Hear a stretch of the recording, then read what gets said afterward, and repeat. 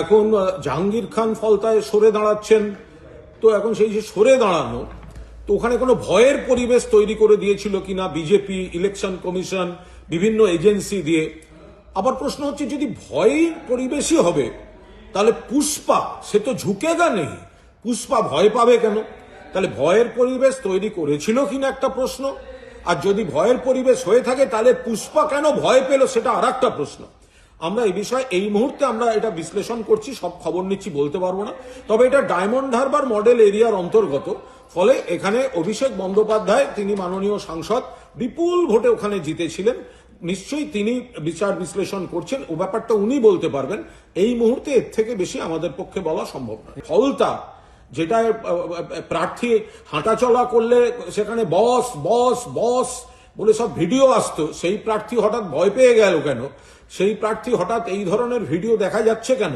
এটা তো দলের পক্ষে খুব ভালো বিজ্ঞাপন নয়।